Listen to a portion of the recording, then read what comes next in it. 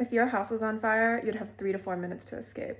30 years ago, it was closer to 20. So what's changed? Welcome to Why Everything Sucks Now, where I talk about how modernity has robbed us of everything beautiful and good in this world and how I think we should reverse it. Up until the late 20th century, most of our shit, so our clothing and our furniture, were made of natural fibers. These are cottons, wools, tweeds, and leathers. We have seen and will see more of quality being sacrificed for profit, especially with private equity swallowing up a lot of the legacy brands that you know and love and pushing for higher volume, higher margins at the cost of fair wages and using plastic for literally everything. There are two main reasons for this: consumer engineering, and if you hadn't noticed how cooked everything is, we're kind of at the peak of late-stage capitalism. How we consume in the modern day and the rate of consumption is actually completely unnatural and was introduced to us in the 1930s by Ernest Emil Calkins. He made a new science of developing consumer demand by synthesizing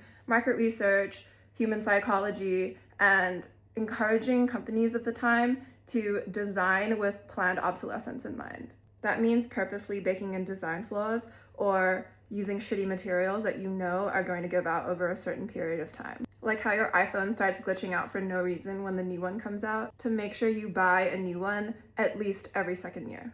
Hate it or love it, it's kind of genius. People are buying 60% more stuff than they did just 15 years ago and keeping it for half the time. The accessibility of online shopping coupled with social media hasn't only made everything worse quality and less beautiful, but is slowly poisoning your health too. Back to the burning house analogy, if the smoke doesn't swell up your throat and kill you first, the gases and the chemicals released by your synthetic furniture will, and the subpar building materials that your house is built with. In terms of clothing, controlled studies found that polyester and synthetics worn close to the body caused really high levels of infertility in male and female animals. And they did the same studies on human males and found a decrease in fertility as well when they wore polyester synthetic underwear. The microplastics in synthetic fibers act like Trojan horses in your body, and they carry really nasty chemicals like PFAs and BPAs that get absorbed into your skin when you sweat and can cause a whole bunch of health problems. The most logical solution is to use your buying power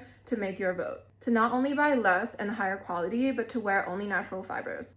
Clothing that your skin is directly exposed to is the perfect place to start. So your underwear, your everyday items, your workout gear, and your pajamas. Look for GOTS or OECOTEX Standard 100 certified fabrics to make sure that they've been lab tested to be 100% non-toxic. And if you can, make sure all of the furniture in your home is high frequency, natural fibers. It might just save your life.